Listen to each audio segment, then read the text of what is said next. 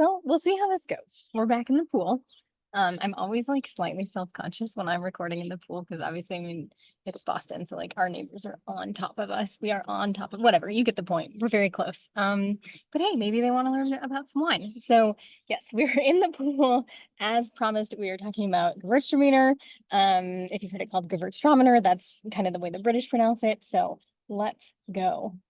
Okay, all right. So last time I had that teaser picture on the last slide. Oh, I totally forgot to put it on the credits this time. I'll throw it in into the video description. So that picture was from Oregon. And this is kind of a valley in the Umpqua Valley of Oregon, which is where this Gewurztraminer is coming from. So Zeitplan, which is German for schedule, and then I realized this wasn't Gewurztraminer from Germany, and so I stopped using the German titles, whatever. All right, so where is Oregon? Specifically, where is the Umpqua Valley? The climate of Oregon in general, and also of Umpqua, and then we'll do like a fun nerdy comparison thing that I'm super excited about, and you'll probably be like, oh my gosh, London, why are you like this?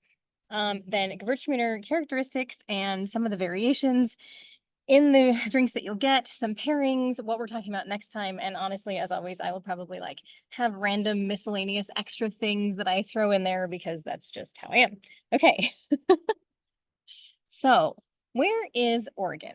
Honestly, even if you live in the US, you might not know where Oregon is. So let's just talk about this. So I used this PowerPoint template thing for this presentation, and it wouldn't let me resize the pictures the way I wanted, or maybe I just don't know how to do it. Either way, this little picture here is the US. You can see like this is the East Coast, this is the West Coast, and this red line that I drew. I could get better at this someday. So I want to go this way. Aha. This red line that I drew is what is then maxed out over yonder. So you can see kind of got the west coast of the United States. We've got a little bit of Washington, Oregon, and then California. And then, of course, I even outlined kind of where Oregon is. It's not the greatest outline, but, just kind of roll with me on this one. Okay, and now, oh, actually, wait just a second. We will go on to so here is a great picture. So I credited all the pictures in this presentation kind of more at the end because otherwise I couldn't figure out how to make them work on, again, the weird PowerPoint kind of format thing, whatever. Okay, so this awesome picture of all of the AVAs in Oregon. The one most people have heard of is, of course, oh, I can't reach my hand that far. Willamette Valley, it's listed as #1. You can see it over underneath the city of Salem. That's where a lot of really nice Oregon Pinot comes from. And a lot of the other AVAs aren't quite as well known, and we are looking all the way down here at Umpqua Valley, #14. And that, if you kind of go on over to the left side, come down, you'll see 16, 15, 14. So you can see it's significantly south of Willamette.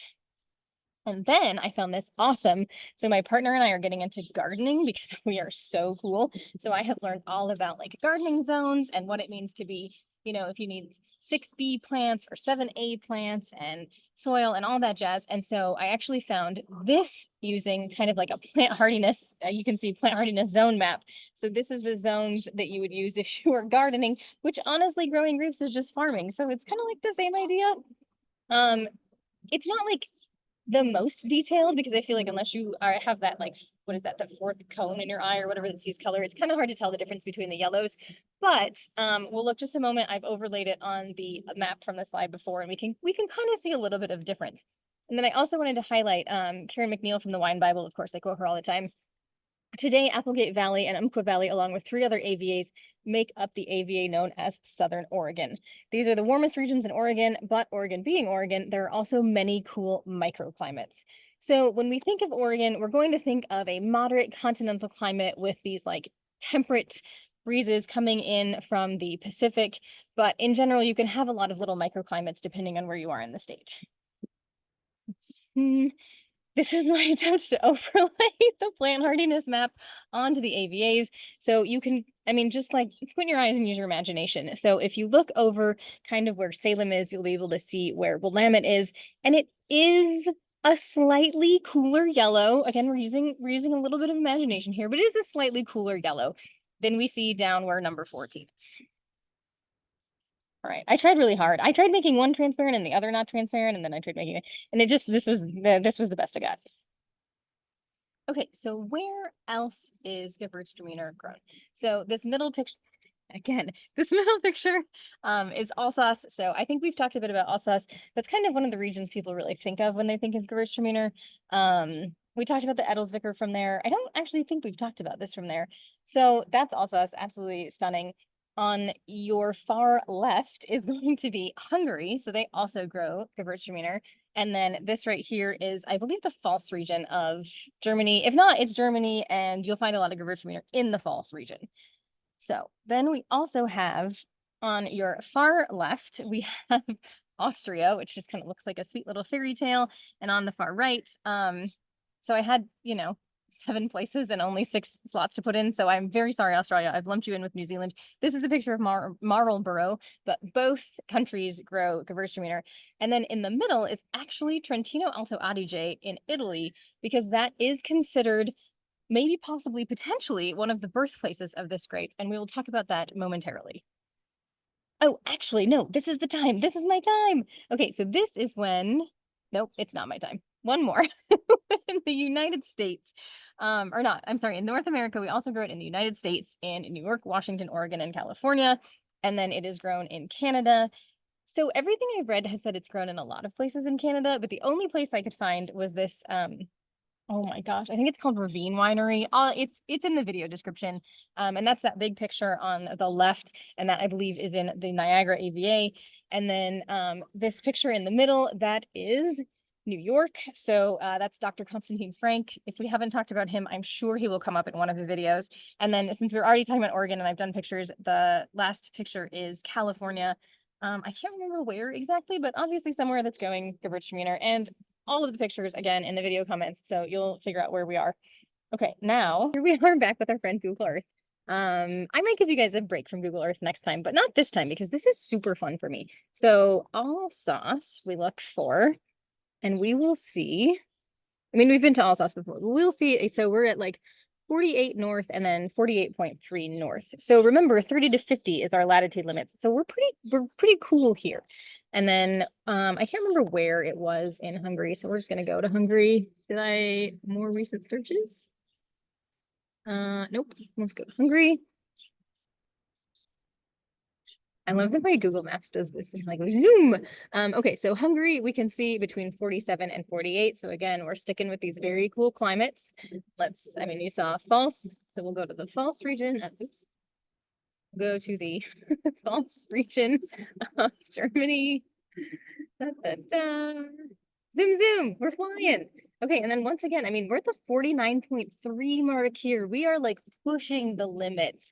I'm not going to get into it with climate change in this video. Maybe another video I'll piss off some people, but it's still really cool at 49 north. Like, we're talking pretty chilly climates here.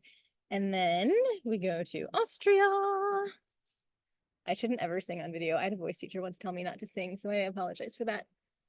All right, so here we're getting a little bit warmer, so we're below the 48. This is probably somewhere around 47.6, I would say. Don't quote me on that. I'm not a map maker. Still pretty north. Now, here's where it gets really wild. Oops, I keep doing that. Trentino Alto Adige. Okay, it's not that wild. I totally tricked you there, right? Like, you believe me though, but it's not. It's 46.3. Like, it's still cool. If we're going by degrees, right? From 30 to 50, we've got 20 degrees. We are still in the upper quarter of that then.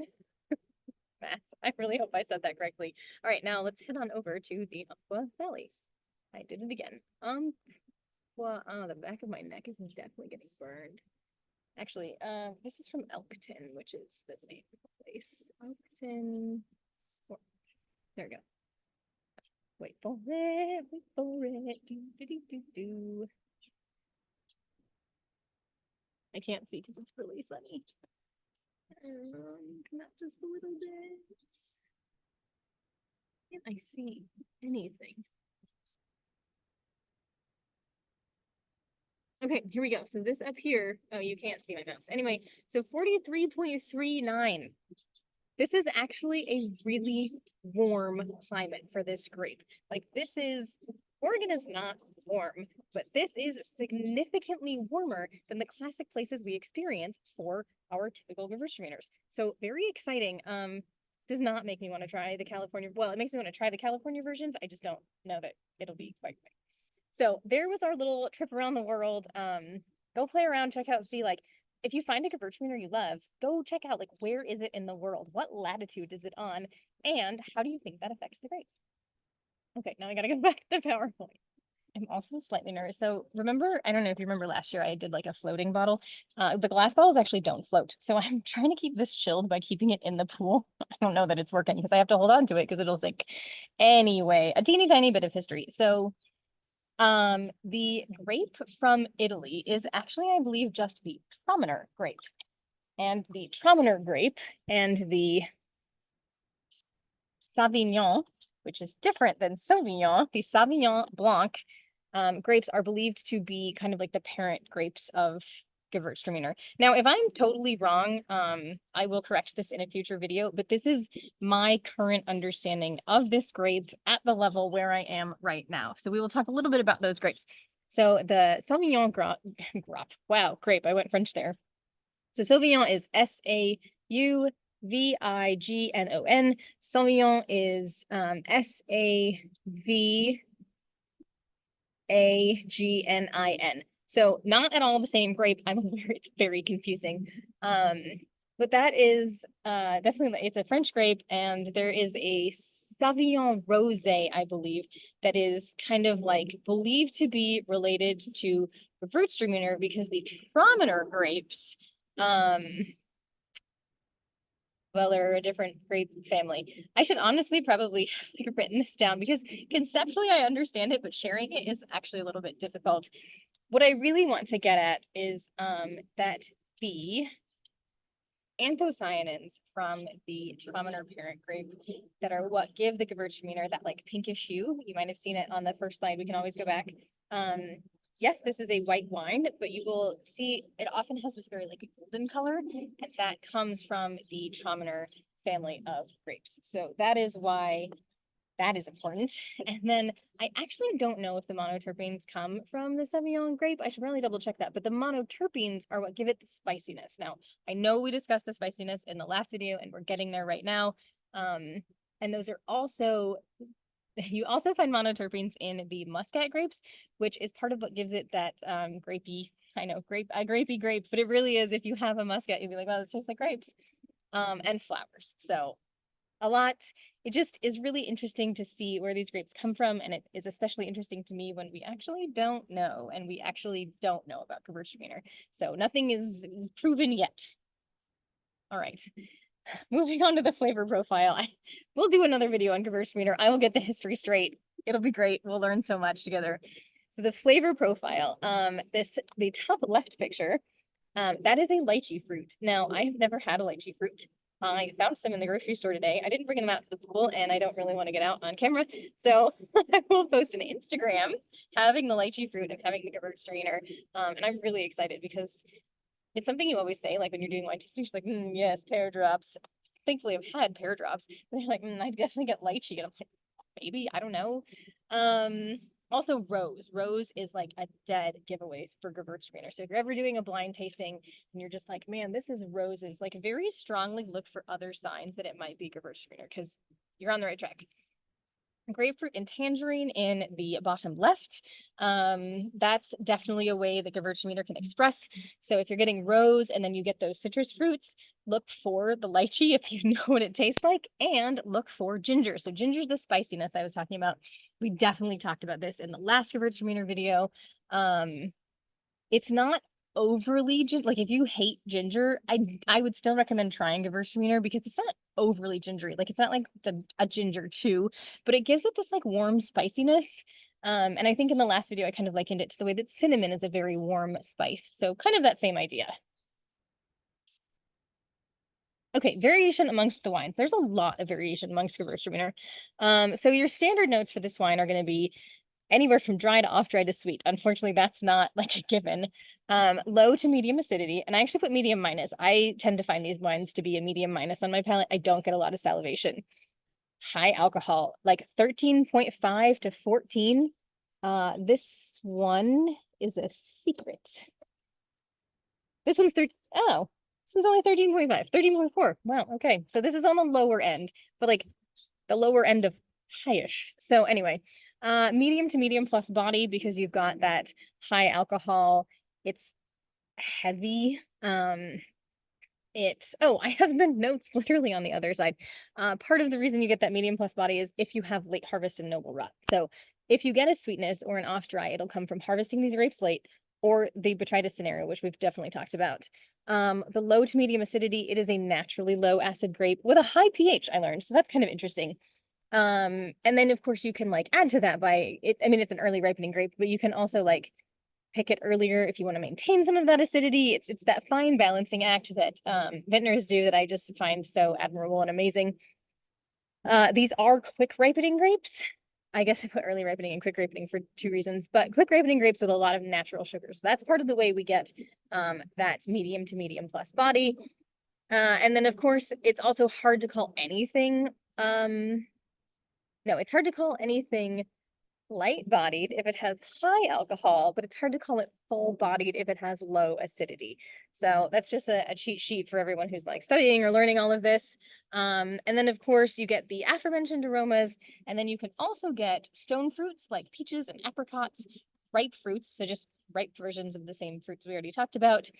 Then especially if it's aged or undergone the noble rot, you can get fruit, honey, some other spices beyond the ginger, and then Turkish Delight is a common one I've seen. I've never had Turkish Delight. I looked it up and apparently it's a candy made of like starch and sugar. So obviously I need to try it immediately and see what all the what everyone's like raving about with this.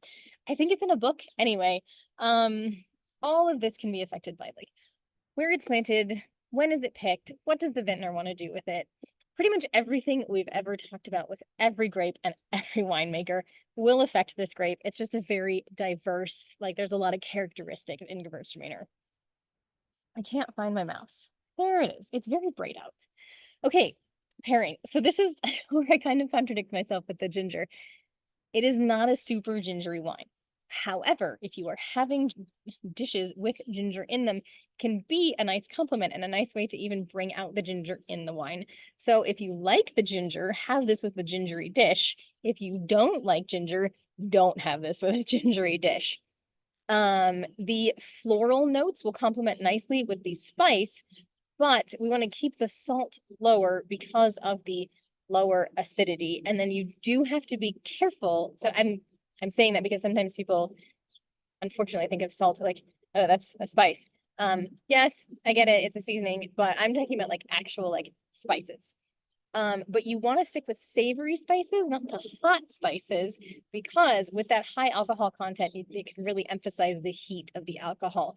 So it's a it's a balancing act. Here we've got Indian food and Moroccan food, just because that's such a classic pairing for this wine. And I do think it goes really nicely. These don't have to be hot foods, but they are extremely flavorful and really, I mean, like the wine can keep up with the food and the food can keep up with the wine. Now, if you have a sweet, or I would say even an off dry, honestly, you could try Gewurztraminer. I would actually do it with panna cotta because I just think that would be a really nice way to do a dessert with this wine. If you want to do anything else as a dessert, I would actually recommend like cheeses. So those are my suggestions. I'm sure there are tons more on the internet, so you can totally find them. All right, Danke. We went back to the German. This whole list of links is largely all of the pictures that I used. And it is also some references. So anytime I used pictures of places, I want like those websites to get traffic, hopefully, from this. So you can see like I've got Visit Alsace, Wines of Hungary. I want people to maybe see these pictures and say like, oh, I could use this website to like go visit this place. Partly because then the websites won't get mad at me, and also just because I think it's cool. All right, so we are moving on to the last slide. I've definitely missed at least 10 things I wanted to talk about. So we will try this wine. I'm super excited again. So this is from the Brandburg Vineyard and Winery in Elkton, Oregon. This is a 2019 vintage.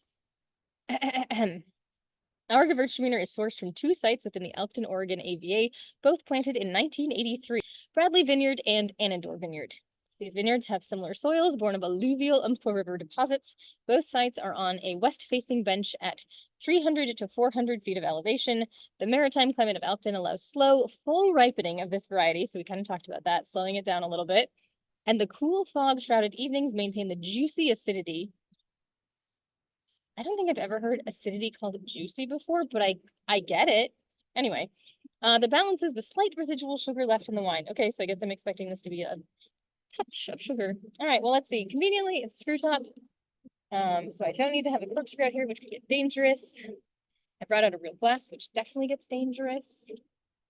I will remember. Actually, I should have done this. All right, I'm going to remember what we're talking about next time. You can also see it, but I'm going to stop this share so you can see the wine. It's like so bright out. Even with the brightness, you can see, I mean, this is dark. We were having a Sauvignon Blanc the other day, and if you held it up and looked through it to the sky, it just looked like water, like it disappeared. This is not doing that. It's got those golden hues. I get stone fruits right off the bat. I mean, stone fruit, the residual sugar, that does make sense.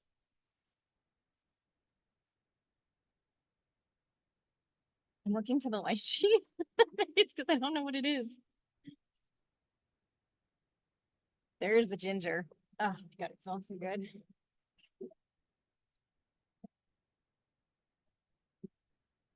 There's the roses.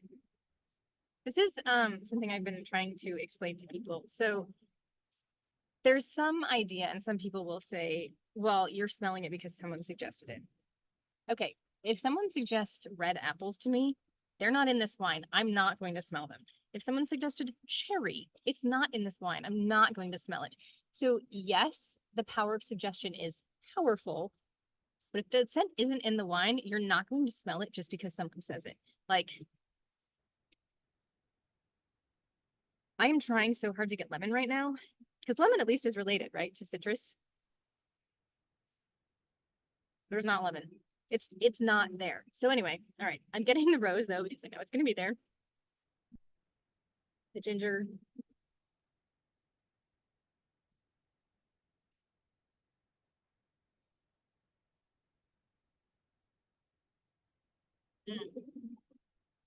I can immediately tell this is not fully dry. I don't hate it, which is interesting.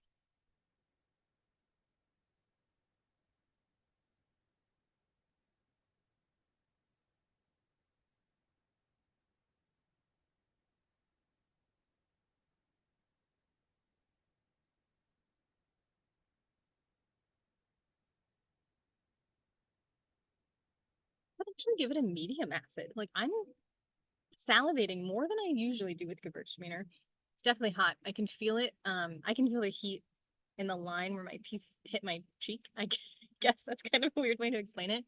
There's some leeway with percentages, and I would argue this might be a little bit more than a 13.4.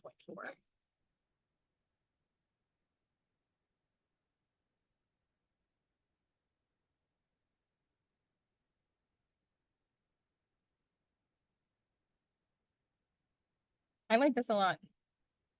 I was a little nervous, because the Gewurztraminers can taste so off dry, and I don't love off dry wines, but actually this is great. It probably could be 1 to 2 degrees Fahrenheit cooler. I don't know the exact matchup of Fahrenheit to Celsius degrees. I'm sorry, I should probably learn that. But it's fine at this temperature. My neighbors are here. No, I'm kidding. They wouldn't care. All right. Next time we will talk about Sansol. Now I know we've discussed that Sansol and Pinot Noir are the parent grapes of Pinotage from Africa, but I have rarely had the opportunity, and by rarely I mean never before, had the opportunity to try Sansol as a single varietal. And when I was reorganizing the wine collection, I found this bottle that I don't remember getting. So we will be going off to Stellenbosch in Africa and trying some Sansol next time. So I look forward to seeing you. And in the meantime, happy pool time.